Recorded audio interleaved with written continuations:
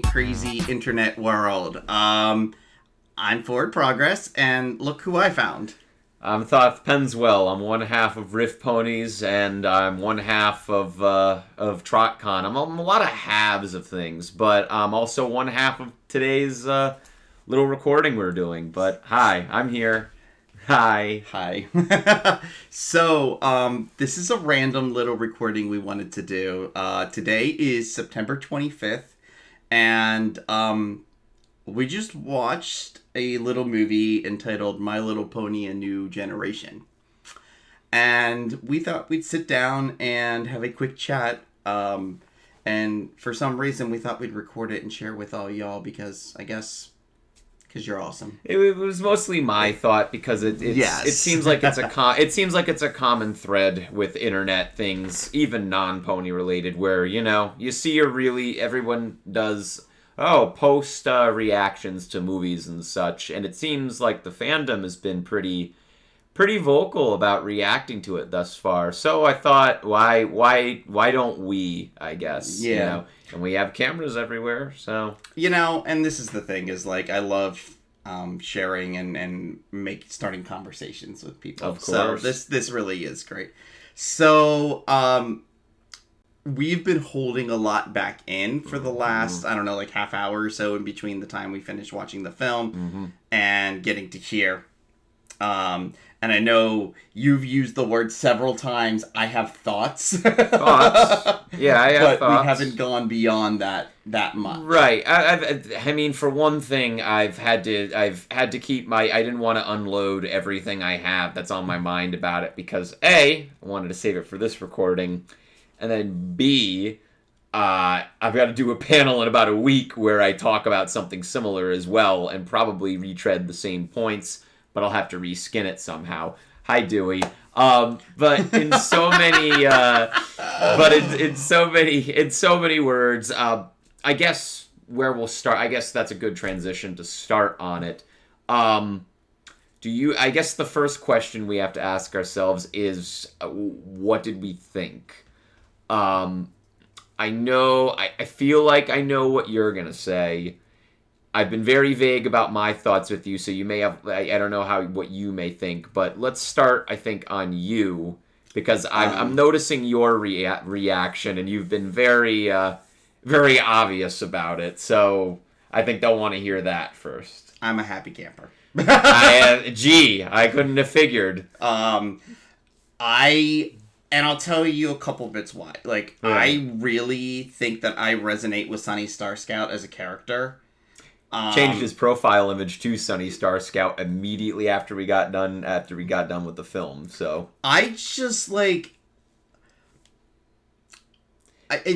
for what it's worth, I'm a person who just at the end of the day, I just want us to get along and be friends, and had this silly notion to start some silly project about keeping friendship magic. So I resonate with that of wanting to just scream to a world that just wants to have a lot of hate for each other of we don't have to be so hateful. So that really resonated with me. Right. I think there's a lot it did well. I think it definitely there was a lot of Easter eggs for G4. Mm-hmm. So there was a lot of things there that I feel GM Barrow being one of the two main screenwriters is a big thing. Let's face it, Jillian has been to her share of conventions. She's been part of the community. She knows what the community means.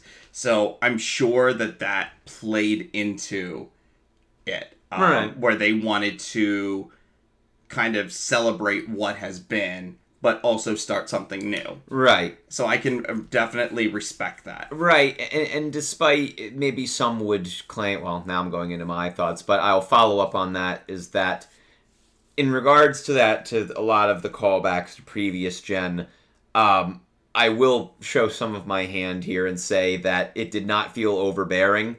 It could have very easily have been, a nice word people like to use, pandering.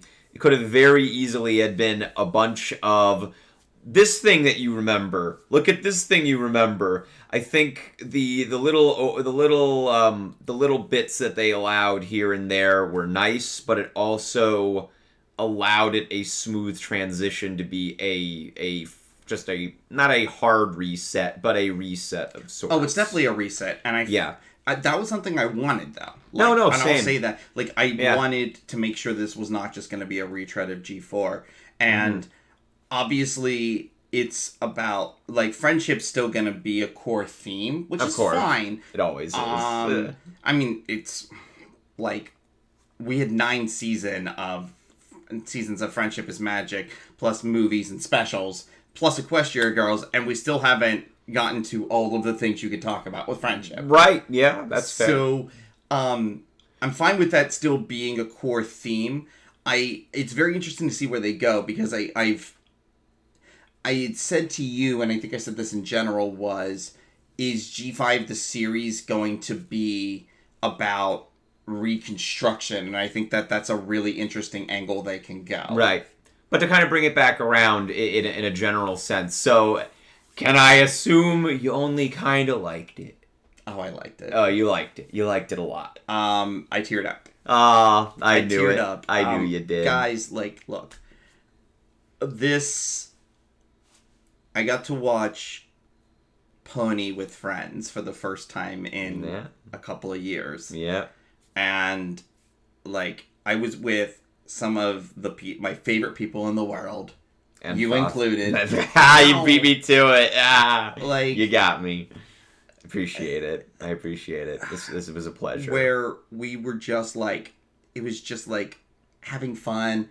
Nobody was worried. Everybody felt good together. And like watching the movie, like we were all reacting together. And there was just a vibe and an atmosphere that I've missed so much. Yeah. Like, I cosplayed. Right. I mean, I have the remnants of it now. Right. Now you're just blue. Double D, double die. Yeah, I cosplayed Rainbow Dash for the thing, so. But, yeah, like, as someone who helped co-organize Bronies NYC back when G4 ended, and I got to help put on what was an extremely important, to me, I think, series finale meetup, which 100 plus people came to. That felt like a big deal. And to help be able to put that on, and the very stark contrast for real world reasons and other reasons that it's not 100 people, but it's still a group of friends getting together and doing that. That's neat. That's really neat. But yeah, your initial reaction was about what I figured. Seeing your reactions after we were done with it and seeing the glowing, I was like, yeah, this is about what I expected. Like it's not even like a thing where I'm looking at it like I'm sure I could sit there and pick it apart if I wanted to, and I'm sure I could find things where I could be like, this could have been more this, or this could have been more that. Right. But I really feel like it was pretty cohesive of a film overall. Mm-hmm. I feel like we got just enough time in the different realms, so to speak, of like, having, your core character was an Earth Pony, so we spent most of our time there at the beginning. But to be fair, it really does kind of set itself up where you have an act. It's kind of like a 4-act play almost, where you have your opening act in, with the Earth Ponies, then you have your second act in, with the Pegasi, and then the third act being unicorns, and then your final act being your big climax. And then resolve. Climax/resolve. Yeah. So, it was, because, like, the one character that I could say, like Sprout's the only character where I'm just kind of like, okay, like, there could have been more there, but at the same token, I don't, he served his purpose. Mm-hmm. Which was essentially to do something crazy to get, Miss Believe in Fear and Danger to like, oh, I messed up. Mm-hmm. That was his role. Right. Let's face it. Did we? I was gonna say, have we even gotten to what I thought yet? No, go ahead. I was gonna say we do want to get the initial thoughts out before we get into like the minutia of it, I suppose. So yeah, I'm not gonna be breaking any hearts here. I'm not gonna be the one where I go, I didn't like it, because usually I'm that snob. Usually I'm the snob, and I'm the big film major and all that. But I can definitely say for a majority of things, I liked it. Mm-hmm. I did like it. I have some notes. But in a general sense, I was entertained. I laughed. I had a good time with it. They clearly, to my estimation, they know what they're doing. The people who have taken over it know what they're doing. Whether that'll maintain into the series itself is a different question that will be answered in a year's time, I'm sure. But what we've seen so far, to me, is very indicative that there is something to work off of here, and it's a neat foundation, and there's clearly talent working at it. I can get into things that worked and didn't work for me as we go, but that, like I said, that's going into the minutia of it. But for the majority, yes, I enjoyed it. I had a good time with it. I had someone begging just now earlier for me to let them know what I thought of it, because I was being vague, and eventually I was like, all right, fine. Yeah, it was good, and that's where I stand on it. It was good. Yeah. I feel like there's a lot of opportunity here to really explore this new world of Equestria, so to speak. Yeah, for me, that was one thing, is that they did a fine job. Some people have used the word safe, and I would say safe is a word I could use, where not risks taken in it, not in regards to world building, all of that. Not that there needed to be a lot of risks taken. Yeah, I would agree with, because my thing about that is that an animated film of that nature, you think about the time you have to flesh it out, and something like that is, designed to kick off a series. Like, I'm gonna use the comparison because we watched Raya and the Last Dragon earlier this year, I believe it was. I think you were mixed on that, right? Right. Well, because my whole thing is that I felt like they were trying to do too much, where like they set up this huge world, and then you got little snippets of each segment of the world, and then that's the end. And and it was like, but what about this and what about that? Right. Where this film, I felt like you had just enough time to set up these three main locales, and set up that there's some, I guess, arguably treacherous terrain in between or whatever. But like, I feel like, because it's kind of odd, because it's like where the last Pony movie was designed to set up like that they were going on this giant journey, and it felt to me like, like what was it, 2017 movie? It was 2017. Yeah. Because one of the things that got to me is it was just like they set up this big grand adventure, and there's a lot that they don't do that was kind of, I think, storyboarded in the arts, because I know the art book has a lot more to it. Right. I felt like this film to me did a little bit of a better job at communicating the scope and the destination of their journey than the last Pony movie, I would argue. Because the last Pony movie really set it up like we're out on this grand adventure, but you're not going to see most of it. Full disclosure, Forward was not a huge fan of the 2017 Pony movie, which is fine. I've gotten a lot better about talking about it, though. Yeah, I learned a lot of lessons from that. Right, yeah. And for me, I personally enjoyed it. And before the question is asked, don't ask me to compare the 2017 Pony movie with this, because that's a whole. You're right. No. I have to think because already people are, and that's fine if they are. But for me, They're two very different animals. Yeah. No, because this is the launch of something new, whereas before it was like a continuation of something and trying to figure out how do you continue a story but make it self-contained. Almost right. It's almost like comparing an expansion DLC to a beta of a new game. Yes. To make an apt, to make a comparison. And I know I made the comparison, and that was more just me talking about presentation of scope within a cinematic piece. Right.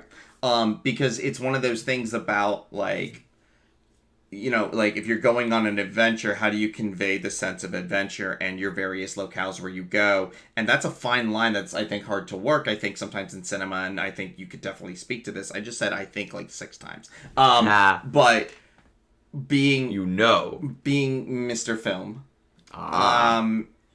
there is a definite art in trying to convey within an hour and a half to 2 hours a grand adventure. Definitely. Oh, 100%. Because you only have so much time, and the trouble is if you show if you show not enough of the areas that you're going to, then it feels like odd and cobbled together, whereas if you show too much, then it's like, oh, you're dragging it on, and finding that balance is key.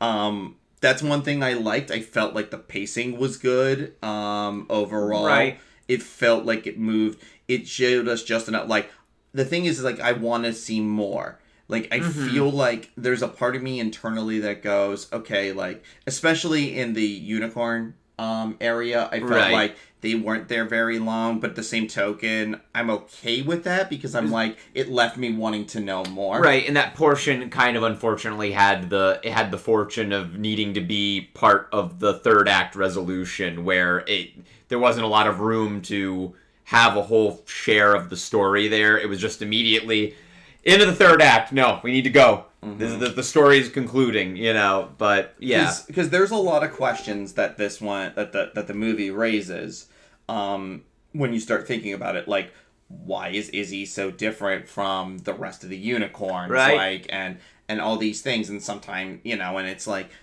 when you think about it, this is stuff that can get explored in the series, which again was why it's that thing we already mentioned about not being able to compare the two films. Yeah. Because this is kind of set as a launching point for this new generation, so lingering questions are okay, right? And that's an interesting thing when you look at film, because I think that's a lot of what bothers people at films. Like, that's the thing for me sometimes is I leave a film and I have questions that go unanswered and they bother me.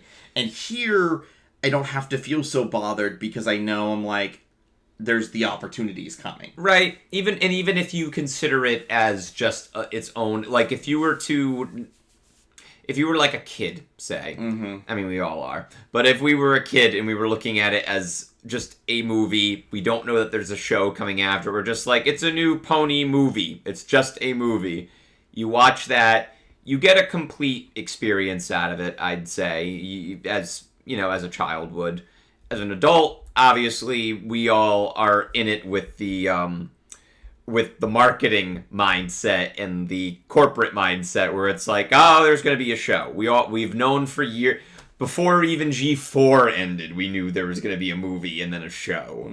So we all are going into it with like, yes, this is going to start a show. Whatever happens here is going to lead into a show.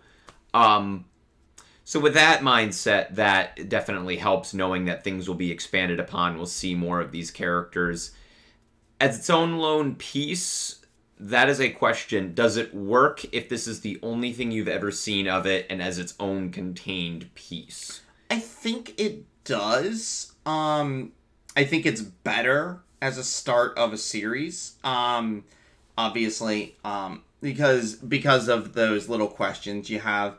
I'm content because it's like, it's tough. It's tough because it's tough to get us out of the mindset that we've built of years of pony, because it's like we look at a character like Izzy and we all collectively as a community thought, there's our new Pinkie Pie. Right. But it's interesting because she is and isn't, and I appreciate that, because it's like she has that kind of crazy fun energy, but you can tell that she's got something different there. And I feel like, and again, it's like my head starts running into like, oh my gosh, I could just imagine like an episode where it talks about her as like a filly and why she develops all that. Right. I definitely want to see more on all of the characters, because save for a couple of the characters, they weren't... I won't say one note because that sounds negative. I would say that they had characters, but I would want them more fleshed out. Oh yeah, they're definitely archetypal. Yeah, they're very much fine. Right, they're very much like, this is what this character is. There's a few sprinkles, but that is that character. Obviously, we'll want more. Obviously, ideally, you want more dimension, but we're likely going to get that in a series form. And it's very hard to set up, all 5 characters and give all 5 of them more complex. Right. Unless you're within an hour and a half. Right, unless you're making like a 2-hour-long film. Yeah. Because it's kind of things like Pip, we don't know too much about yet. And Pip is going to be interesting because Pip is going to be like our new kind of like, I want to say rarity analog, but yes and no in a way, because it's because of it being the social influencer element. I was going to say adds a whole new thing to it. Pip was the younger sister, right? The Pegasus sister, right? Yeah, Pip was the social media junkie. She didn't do much for me. I wasn't really. I don't think she's gonna be very many people's favorite pony. I could be wrong. Like, watch this. We'll post this video and then I'll get all this. I was gonna say, I said the same thing about Rarity when I first started G4. Well, that's an interesting thing, because that character of Pip could be that she agreed to go on this adventure, I think mostly to believe in her sister and stuff. And I think that's that thing where it's going to need a series to flesh that out. Mm-hmm. You would have had to have put another 10 minutes into the film to really flesh out the sisters and their history and stuff. You could have done it, but I'm sure a series, like you said, will exactly that. There's a lot that gets implied. I'm okay with that. They can expand on it, kind of like, to go to your analog, kind of like Rarity and Sweetie Belle. Yeah.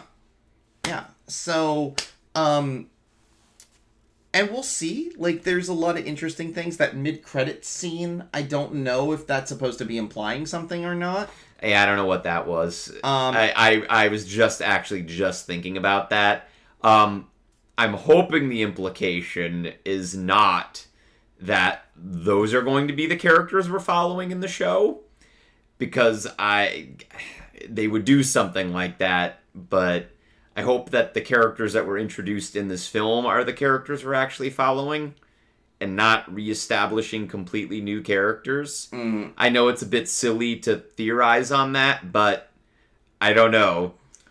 It's odd. It's an odd thing. Some of the jokes that were put in, I gotta say, I feel like they were fun things. That joke writing were was fun. The inability for anybody to ever say Pegasi correctly was funny as hell to me. Right. The joke, the writing in general was, it was good. It was a bit not, I don't want to use the word juvenile, more juvenile, that term, because that sounds negative. But it wasn't perhaps as depthful as some Friendship is Magic is, but they had really great writers on that. Also, again, it's the start of a new thing. Yeah, because I feel like the deeper we get into it, I would hope, the more you're gonna get. Right, I would hope. It's a definite challenge. For those who took it on, and I give credit to those people who carried over from G4 to G5, because it's almost like it's that had to be so daunting to be take this literal phenomenon, right? Yeah, and follow it up and do something new. It's. I'm gonna make references people won't understand, but it's like the, Radiohead following up OK Computer with Kid A. Oh, I get that reference, so yes. You're good. Okay, I'm glad that you get it. I get it. You guys don't. Right. Maybe. What, like 10 people? When I was a kid, Right. Radiohead's OK Computer blew my mind. Yeah, it's a fantastic album. It's one of the greatest albums ever made. And then people were kind of weird about Kid A. And the thing about it is like Kid A was definitely different, but I like Kid A for what it is. It will never top OK Computer, and I think that's that thing that we as people have this natural tendency to competition and to rank things, which sometimes does a detriment to respecting the art of the individual property, because the thing about it is like G5 should not be created to be better than G4. G5 should be created to be like, we respect the legacy of G4 and we're going to show that. However, we're going to do this thing with this new series that is going to make it more unique. And I'm really thinking this reconstruction has to be the thing. Where it's like,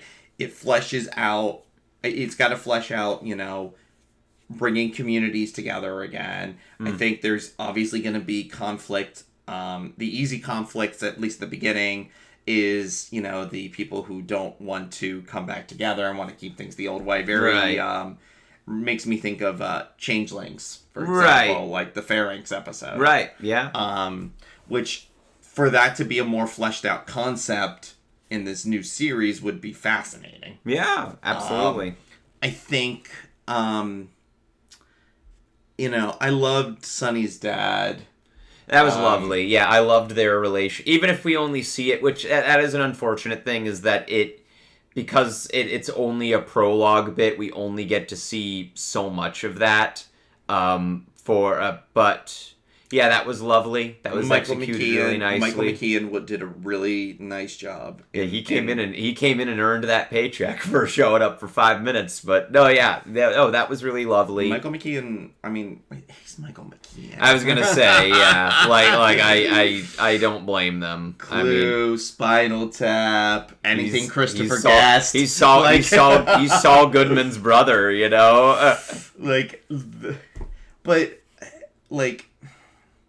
It's. Do we want to talk about the characters and the voice acting in it? Then is that a good segue? Voice acting, I think, was good. It was solid. Yeah.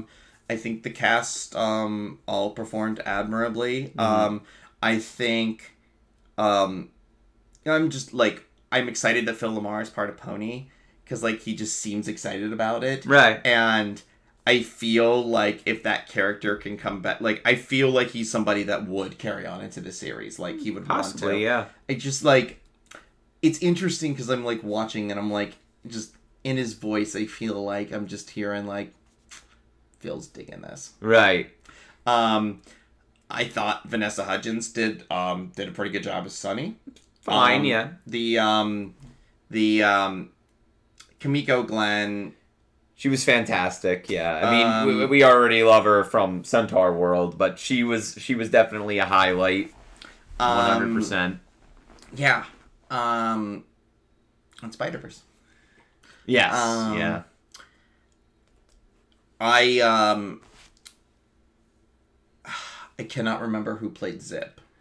Wasn't one of those sisters played by an actual TikTok person or what? I don't follow social media. They were at Instagram or TikTok or I'd have to look it up. Right. But I know one of them was. I dug Zip. I dug Zip definitely more than Pip, but I honestly think that that's intended. Probably. Probably. Because it's interesting to put. The interesting thing to me too was that before the movie came out, there was all that talk about technology and the future of Pony, and I think it was very interesting that there were 3 distinct aesthetics for each of the for the unicorns. And I noticed that they all went in different directions with the technology, and it accordingly, and that was neat to me. I could dig that because I know it looked like and this could be me just spitballing. It looked like Earth ponies were about practicality. they were inventing things that to use, like tech that they used, and then just for practical use. And then Pegasi had technology that they used to kind of prop themselves up. You had cell phones, and you had like the TikTok analog or the Instagram analog that they were using. They had social media and stuff. And then they had the ropes and pulley tech and everything, and that propped them up and made the Royals look good, because it was like, oh, they could fly, you know, they're showing off. I don't quite remember what was the unicorn's dealio. I mean, they were living in the forest. It was tough to see, because it seemed like with the unicorns, they didn't spend a lot of time on them. Now that I'm thinking, I think the thing that they were trying to convey is that like they just gave up and felt useless, right? Because they're not really anything without their magic, I guess. Yeah. Unless you want to count the Dance Revolution, that's tech. I'm not gonna lie. While you could totally play that scene off and be like, "Oh God, they did this," I had fun with it. It was whatever. Yeah. You know, I'm not like we talked about this earlier. We've talked about this earlier in the day too, before we even watched this. Like, I'm a film major. I don't whip that around like it's a calling card, because I'm not like, oh, look at me, I have more authority about film because I spent thousands of dollars on 4 years of school and studying it. But what I will say is that I've seen a lot. And I'm not going to walk into My Little Pony, A New Generation, expecting Citizen Kane, you know? And that's a similar thing with the 2017 Pony movie. That's the same thing with a lot of Friendship is Magic. I saw a lot of people overanalyze Friendship is Magic back in the day. And that's me saying that. I love to overanalyze stuff. But even me, I'll look at it and I'll go, I was just having fun watching the Fun Pony Show, and I think that is a thing that is reoccurring in my mind for tonight, where I could sit here and nitpick it. I could say, maybe that wasn't the most engaging thing, the most engaging moment, or maybe something could have been better about a moment or a character. But in the end, did I have fun? Yeah, I had fun. I had fun with it. So as long as I'm having fun, I'm sticking with it. It was fun. It was a lot of fun. You know, just the energy, us all having that energy together watching it was just something. It's contagious. Great. You know, because it just enhances the whole viewing experience. Right. Because I refused to watch this by myself. Right. There was understandable. Like, now I can. Right. And you will have to now if you're going to be doing panels about it. Ha ha ha. Hi, come see Keeping Friendship Magic Generations, coming soon. Anyway, I guess a question, another thing we could discuss, and this is one that I'm curious about with a lot of people too. What did you think of the music? It was interesting. That's a word for it. It was definitely not Daniel Ingram. No, that's for sure. I definitely did enjoy. I enjoyed some of it. I don't feel like a lot of it was the songs that I'm gonna like. There was a couple of them that I think I would go back and re-listen to, and probably I'll learn the words to. Right. But I don't feel like there's a good handful of them from there where I'm like I mean, like, they're not bad songs. They're decent songs. They serve their purpose in the plot, moving it forward. They were sufficient. They're probably not going to be jam out in my car songs. Right. That is a thing that I think, if I catch any flack for what I think about this film, that might be it. I didn't think much of the music in it. That was a thing with me. As nothing was really jumped out at me. I'm not really remembering much of the music right now. And, like, not for nothing, the people who made the music for it, as far as I know, their resume consists of mainly, there was a series on Showtime starring Jim Carrey, made by Michel Gondry, who made Eternal Sunshine of the Spotless Mind, among other things. They wrote the music for the show Kidding with Jim Carrey. And that was about, like, a weird children's show, and they did diversified, really weird music, just like interesting structurally and diverse music. So I had something of an idea of what to expect, but even then it wasn't this. The songs in this weren't anything like that, so it won't really give you much of a prep, but it gave me an idea that, okay, they're diverse. They can do different stuff. Yeah, nothing that's a real earworm. Nothing that jumped out at me. I had moments in them where they were fun for the moment. Really, that was the thing that I was kind of concerned about, is that they would go really poppy. And that was a distinct thing about Daniel Ingram, where there was a lot of influence from Broadway and Disney. And that was distinct, and that felt different, and that was really interesting. On this, there was a lot of pop overtones. And that's fine. That's fine. In some of that, I can see it, because it does fit the aesthetic of a lot of portions of the film. Yes, that's for fair. it to go more pop. But. Like, I remember one of the first songs that got released, to kind of go to that. One of the first songs that got released was, I think, Pip's song, and that's unfortunate, because Pip's song, even the movie considers it non-important in the context of the film. There's a scene going on. It's the distraction song, right? Essentially. There's a scene going on in the foreground of it. The scene's not paying attention to the song, because I don't remember that song at all. I couldn't even make out lyrics to it, and that's kind of the point of it, is that it was supposed to be, or maybe it isn't the point of it, but to my estimation, in that context, it was supposed to be overproduced influencer song distraction, as you put it. So there's that, but unfortunately, or fortunately, I don't know what, but that was the first song released publicly, as far as I remember, and everyone immediately went, oh god, what have they done? And it's like, well, that's not a good indicator of what they're actually going for. So we can confirm that. The other songs varied. If anything, I had a good laugh at the song that I kind of have rocking around most in my head is the Angry Mob song. Yes. But that's because it was just hysterical. The imagery and the writing of it, and also the structure for a lot of songs were really interesting. Like the way the songs were built musically was interesting. I won't say I was in love with it, but it was different.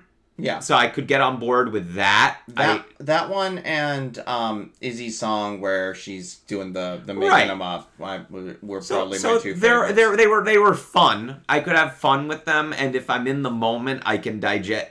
It's like having candy. Like, if I have it right in that moment, I'm really enjoying it, but will I remember that meal? Maybe not. But I have to watch it again. I have to listen to them again. Maybe we sit with it for a bit. Because I'm sure there's plenty of songs that were from G4 that we listened to, thought we'd forget, and then they became earworms for 10 years. And to be blunt, this is initial reaction right after it. Oh, no, yeah, absolutely. Things can change. We just got done with it, so anything could change. I'm not knocking the music, but that's definitely an aspect that I'm sitting and I'm sitting there and I'm going, you gave me drinks. You gave me drinks and you gave me food. That was a bad idea. I didn't give you food. Well, I kind of did. I brought the cupcakes. Well, yeah, that's fair. Rose and I brought the cupcakes. Yes. But yeah, in summation, I'm not knocking the music. Perfectly serviceable in a lot of cases. But I'm like, that's the thing that I'm thinking back on it and I'm like, yeah, I don't remember too much of it. Not a lot of it is kicking around in my head. There's a lot of other things that are kicking around my head. I'm remembering characters. I'm remembering certain moments more than I'm remembering the music itself. I think, like, for me, I don't, on the hierarchy of, my Maslow's hierarchy of things I need from my pony show. Like, right. Music is actually way down there, believe it or not. Like, really? The nice thing is, like, there was a lot of great stuff in G4, and and it enhanced it. But, like, I don't need And when I say really low, I guess I should say really high for going Maslow's. Like, you know what I mean? Like, it's Look not it up, as kids. It's not as important to me. Right. Like the rest of the story fleshed out and the characters and the writing like means a lot more to me. That's fair. But that's going to be a case by case basis and an individual. Right. Like, and don't get me wrong, I love pony music. Like, I just like, you know, I love a lot of the songs from G4. I really did dig a couple of the songs from the film. And, you know, like, I'm friends with pony musicians. They're amazing. Hi. They'll work some magic. You guys will work some magic with it. I know it. There'll be 50 million remixes of all the songs in it. By tomorrow, I guarantee it. I just, like... The thing is, like... The big thing for me is... I feel inspired by Pony again after watching it. I think that is the bottom line, is that once we got done with it, I can definitely agree with that, as I sat there and I'm like... I really feel like being with people and, like, making jokes out of this and having fun with this again. Mm-hmm. And that feels really good. Yeah. So, and that's really the main thing, is that as details were coming out about this film and about G5 and various details with it, I was thinking to myself, like, my expectations were in a weird crossroads for a while. But even then, looking at it and seeing how the community was reacting to it and creating and like just a lot of creative flair again that wasn't not there in the last year or so, but it definitely was slowed because there was just no content coming out anymore. Ever since the first images leaked of the new characters, there was very clearly an excitement about the community again, and they were creating again, and that, to me, is the biggest thing that I'm most excited about, is to see the community create, for us to create stuff with it again. We're already talking about horrible things we're gonna do in Drink Ponies from the basis of this film, and I'm like, that's what I want. That's precisely what I want. There's probably a million questions that you're gonna put in Drink Ponies now, and now it's gonna be even more complicated because you're gonna mix G4 and G5. I hate it. What, you're gonna include newborn cuties now? Might as well include that. Let's go back to Rescue at Midnight Castle. Or Katrina. Put the furries in.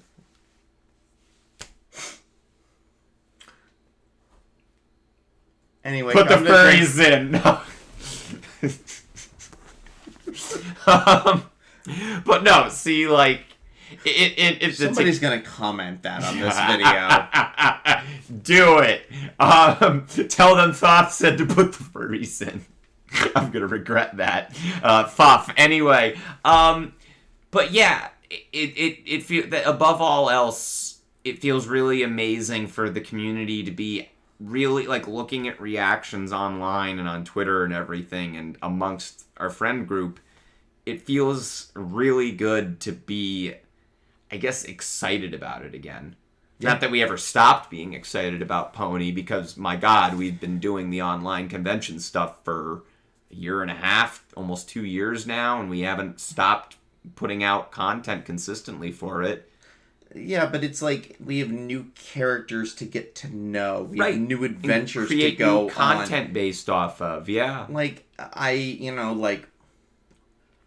let me put it this way. Mm-hmm. I don't know that I ever really 100% said with any G4 pony, like, I associate, like, I feel myself in that pony.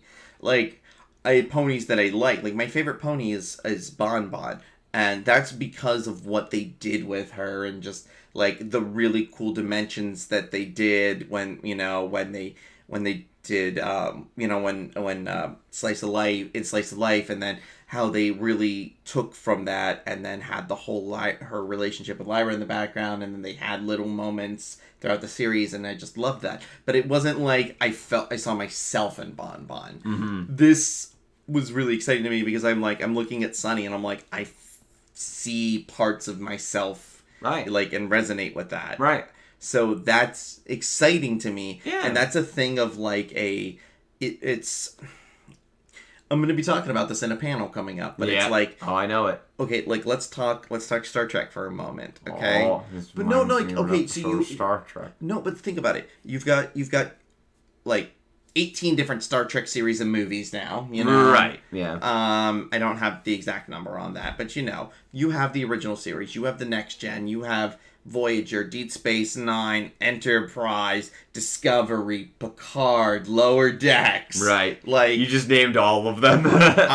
You forgot the animated series. I did not actually. I was going to follow up with that. Oh, la-di-da. La-di-da. Then you have the the reboot films, right. And that so you have all this stuff, and the bottom line is like there were people who were going to jive with the main cast.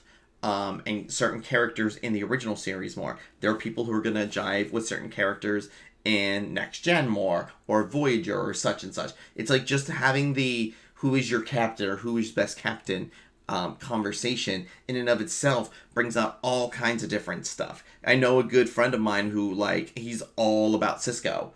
And, like, he makes some really good points about it. And trust me, I love Benjamin Sisko for who he is and what he does on that series. And he's, like, it's hard for me to pick a best because I see things. But it's the same idea of, like, some people are going to resonate with things. And now we have that where you can say on G4 and the personalities and the characters, like, I resonate more with a Rainbow Dash. Or with an Applejack, or with a Rarity, or you could say I resonate more with a Sunny Star Scout, or an Izzy Moonbow. Like, there's going to be that ability now, and that's the reason why I'm so glad they didn't just reskin the same names and rework that. You know? That would have been a mistake. That was what they originally wanted to do, and that would have been a mistake. I think that this was a smart direction for them to go. Setting it the way they did, I think that was the smart way to go. So anyway, you can mail all your Sunny Star Scout fan merch to Keeping Friendship Magic. Should I expect... Right, I was going to say, should I expect at every convention we attend now you're going to be buying up all the Sunny stuff? Probably. Oh, nice. I gotta come up with a cosplay, guys. Oh, Send me ideas. You need to dress as an alicorn now. How did we feel about that? That's one that I'm curious how the fandom feels. Okay. I don't think we can judge yet. Right. Yeah. Oh, no, definitely. I'm not judging The judging comes if when the series premieres, she's still in Alicorn or not. Fair enough. I almost saw that as a symbolic sort of thing and not necessarily like, oh, she is Alicorn. No, I thought it was just the essence of the magic happening in the moment. Right. I don't think it's not a transformation, I don't think. Mm-hmm. I don't think it's a full transformation because there's a distinctness to the horn and the wings that she gets in that moment that I don't, like...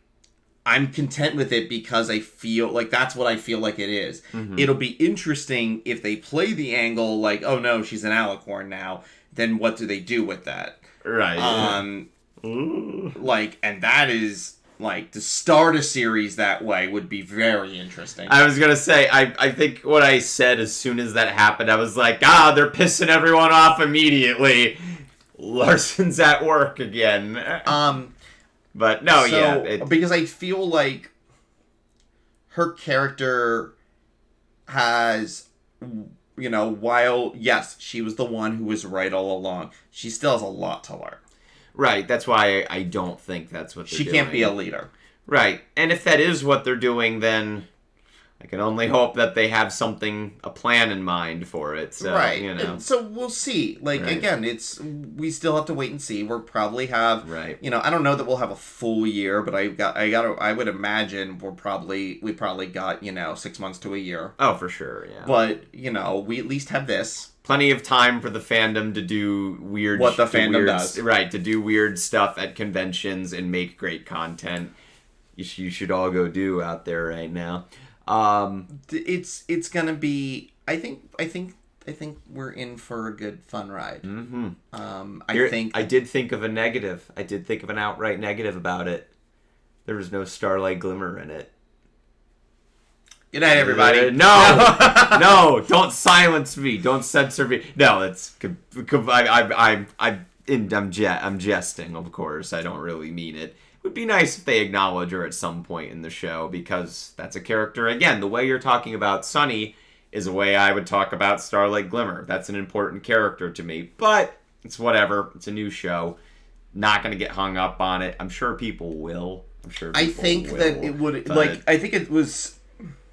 It's tough because I think for the prologue to try to bring any more than just the main 6. Oh no, yeah, you want in all seriousness, because I'm just joshing right now. In all seriousness, the only characters from G4 that should have been mentioned or shown in any kind of capacity are the main 6. Mm-hmm. Even Spike's absence is kind of maybe a little bit odd, but if anybody should be there, there is the Spike reference though. Right, but he's not in like the thing at the start that we're referring to.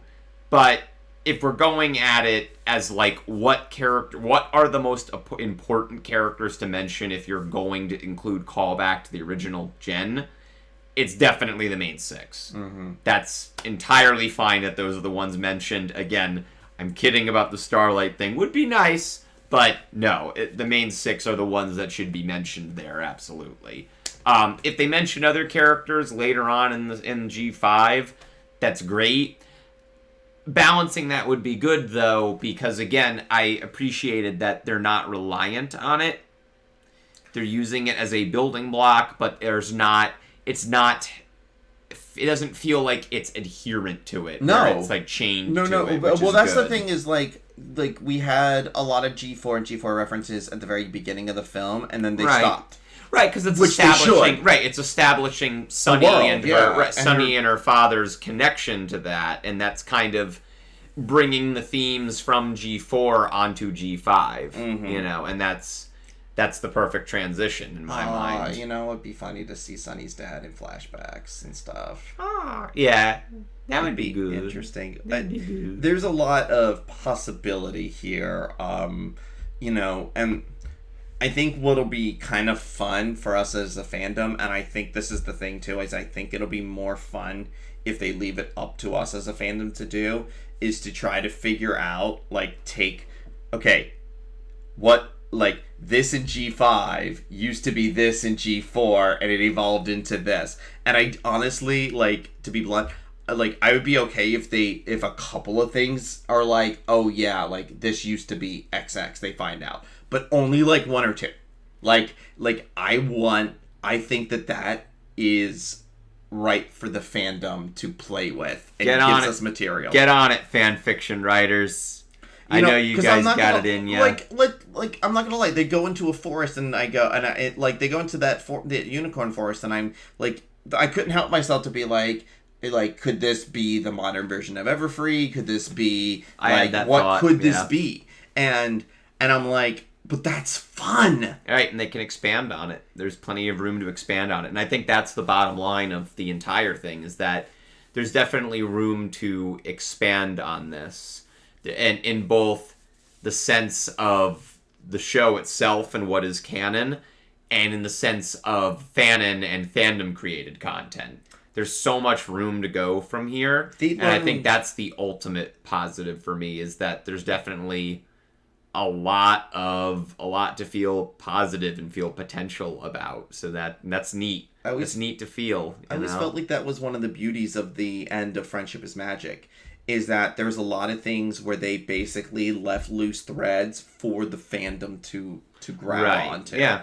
And that was intentional, and I thought that was beautiful and perfect, and it was a great, smart way to say to the fandom, you take, from here. Right. And I think if they've, if they want to take something away from the lessons learned with running G4, is to take into G5, respect that the fandom wants to have fun with this too. So I guess the one question left to ask is the ride ending anytime soon? Hell no. Okay, well then that'll answer it right there. I guess we're stuck on this ride for another 10, 20 years. Who knows? I'll be 50 or 60 and I'll still be a part of it. I'll still be wearing this His godforsaken shirt. We'll get you a new one by then. We'll get you a Gen 8 shirt Can we get one with Hitch on it? Hitch was my favorite. Hitch was a dumbass. I loved him. He was great. He was, but like, you know what? It's interesting because like the one thing everybody has been saying leading up to the movie, and even while we were watching, it's one of the people with us said it, is about him having big himbo energy. And my only thing about that is I almost feel like that's a little limiting of a term in a sense. Like, I feel like there is more to his character there. Yeah. And I mean, for me, I just found him an entertaining character to watch. Whenever we cut back to him, I was like, oh, we're going to get more, like, pardon my French, we're going to get more dumb shit, because he's great. He was an entertaining character to watch. He was entertaining as hell. Like, I'm interested with the critter connection thing that they said. All of them love him. Yeah, it's weird, and it's funny. It's funny. It's a great visual. And he's also clearly, like, he has to have an air of confidence about him, but also he's a complete, like, dope, and it's great. But, like, that's lovable. It isn't, like, because he's actually, like, it's not like he's unintelligent. Like, no, but he's a dope, and it's great. So he has some levels to him, and he's fun to watch, which I know everyone loves Izzy, and Izzy was fun. But at the same time, though, I don't know. You know whose performance I liked more than I expected to? I think I know what you'll say, but go for it. Ken Jeong. Ken Jeong, I expected very little, and I got a lot more. Yeah. He was a lot of fun. I'm curious if he did the singing. I didn't know if Ken Jeong could sing. We can always watch the credits then. Well, yeah, true. Which, by the way, I don't know if anyone else... I think people have already caught it. They misspelled Twilight Sparkle in the credits, and that's hilarious to me. That's hilarious. And it wasn't even close. Like, it was pretty bad. So that's the second time that there's been a Twilight snafu in a movie in 2021. Oh. We're looking at you, Marvel. Anyway. It was cute, though. I'm not going to lie. It was cute. It was just funny. Right. But, oh, yeah. Yeah, I guess that starts off where I stand on characters, is that Hitch was my favorite I pulled from it, which is weird. I didn't expect that. I think we're gonna get a lot of different takes though. Like, Sunny I just associate the hell with, but like I totally dig. I think I'm gonna be a big Zip fan. I feel like Zip, just from the little bit I got, I feel like Zip is going to have a little bit of like RD swag of Rainbow Dash swagger, right? But different. Like I feel that there's going to be a complexity to Zip just in what we saw that like I'm hoping they really play with. So I think those are my two favorite. Although I really did enjoy Hitch. I'm very excited to have a Stallion in the main cast. Right. I also gotta say, too, I think the mix between mares and stallions in the film was very admirable, that there really was a blend. While the main five is 4/5 female, the characters in the film, overall, the presentation is I felt like there was a lot of stallion. More than what we saw, obviously, at the beginning of G4, which I think really speaks to what G4 did for helping to break down, a lot of the gender normative language when it comes to series like this. Yeah, now there can be male characters in something that's is it even for girls anymore? It's interesting because we had direct quotations in the marketing in G4 about the target market. Mm-hmm. I don't know that we have that for G5 because there was nothing overtly like girl geared in it, Yeah, no, I really feel like it's presented in such a way that it's very open for whatever your gender is, whatever your sexuality is, whatever race you are. Like, it didn't feel like targeted towards anything. In that sense, Hasbro probably pulled lessons from G4's reception, and how that. I mean, I think a lot of people take in the fandom. I think a lot of people take for granted.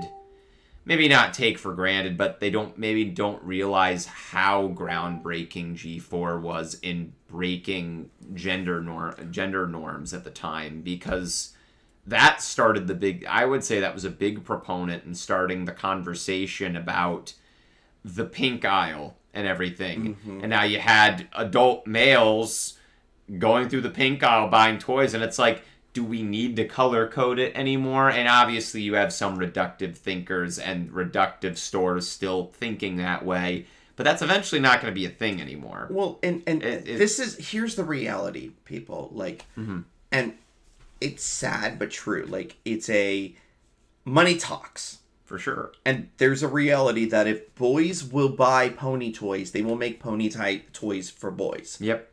So, like, it's like what you like, do what you do, don't be afraid, because that in and of itself is a radical action on your part.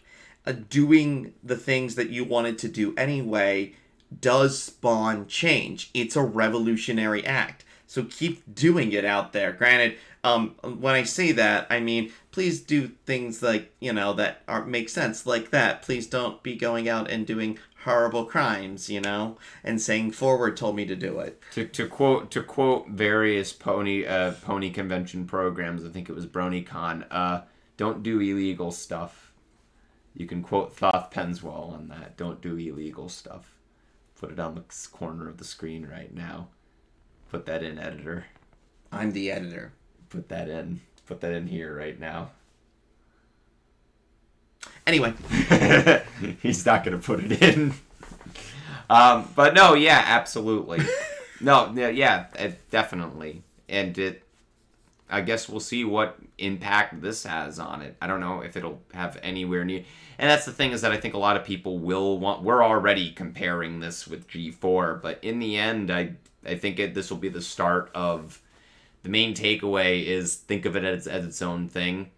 And right now, I very much am intrigued to see it as its own thing and weigh it as its own thing, because it very much is embracing being its own thing. Yeah. Which is good. That was the best possible way it could have gone. Because otherwise, I know there are people who are weary about making it in the same world. It almost doesn't have to be, though. Because, that's one of those things that, especially in G4 lore, there's a lot of uncertainty about age and time flow and stuff. Right. So, we don't know just how far into the future this is. Considering Luna was on the moon for 1,000 moons. Yeah. They still use that terminology. They did. I was very excited about that. There's a lot about that where it's the landscape can change a lot. Just look at the world that we live in, the actual world, and how much the landscape has changed, and nations change, and landscapes change, and yada yada. We're not Pangea. Right, yeah. So, but Equestria is. Okay, we've been talking for a while, so we should probably wrap up. We can wrap up. So, final thoughts. Well, any final thoughts you have on it? I think really the final thought that I have is just to sum up with I'm excited. This did what it needed to do to give me the excitement and that rejuvenation of yes, Pony. It just re-solidified the importance that Pony plays in my life. Pony has played in my life. And that's mainly just to inspire me to want to be a better person and help others to find friendship. So, right. That's a good summarization. I can agree with pretty much all of that. Yeah, I'm really excited to see what comes of it. I'm intrigued to see more and see where it goes and see how they expand. But most of all, I am endlessly excited to create new things from it. I'm endlessly excited to see what the fandom creates from it. I just am so intrigued to see where it grows from here. That's the bottom line, is that it's like it says directly on the tin, right on the lunchbox. It's a new generation. It's a new generation of a show, of characters. Maybe even a fandom, maybe more, a wave of new people comes in. We get that wave of incredible creators and everything that adds on to what we already have. There's so much opportunity here. There's Indeed. So much to build off of it. And I consider myself really honored to be a part of the a part of the old ringing in the new and seeing where that goes from there. That's not an opportunity that I've had. Yeah. So we'll see where that goes. All I know is I can agree with you. I'm excited to see what comes from it. I can't wait to use images and content from the movie to garbage post on the TrotCon Twitter, because that's always good. This is new ammunition. I'm just loading up the chambers now, But yeah, that is the thing, is that it's the main word is opportunity. There's a lot of opportunity. There's a lot of new content to create from it that you should all get out there and do right after you listen to this. And send me all your Sunny Star Scout. Yes. send me all your dumb Hitch stuff. I'll laugh at it. I'll take it too, but for different reasons. First. Anyway, all right. Well, thank you all for watching. I hope that this was interesting or entertaining to y'all in some way. If anything, I enjoyed the hell out of talking with you for the last hour. So. Same. This was a pleasure. I was really excited to talk about this. Hopefully we'll get chances to talk about it some more, maybe on other panels. I know you'll... that's a thing we can do. We can plug things. I'll be talking about this next... it won't be next weekend by the time this is out. I have to edit it. Yeah, I was going to say, yeah. But you can find a panel at Ponyfest Online 5. I'm going to be doing a Pony the Interruption with Do the Daring Do. We're probably going to talk about it. You could quote me on that, and then there could be a match cut right after this to... me talking about it with Do the Daring Do, but it's whatever. If you want to see more posts from me, you can follow me on Twitter at Thoth Penswell if you really want to do that. I would highly suggest instead you follow at Rift Ponies. We do panels at conventions, and I guess we're pretty funny. You could follow at Rift Ponies. You could follow at Essential, partner of mine. I'll have to talk to him about all of this G5 stuff. That'll be fun. And follow at TrotCon, because I post on there with my identical twin Luckrock. Anyway, come to TrotCon, follow Rift Ponies, and this was a pleasure talking to you. Yes. If you want to see more from me, you can follow me on Twitter at KeepFriendMagic. Check out the Keeping Friendship Magic podcast wherever you listen to podcasts. And if you really dig us, you can become a Patreon subscriber. Patrons get exclusive content sometimes, and we do some we do early releases, so you can see the new stuff a little early. And every dollar from that Patreon goes directly into keeping the project going, keeping the podcast alive, and keeping panels happening and weird stuff. So thank you all for listening, and have a fantastic day. And remember to keep friendship magic out there. Keep it at magic. And go out and create new content. Yes. Go do it. You can do it. Just do it. We believe in you. We truly do. Yes. Love you. Okay, bye.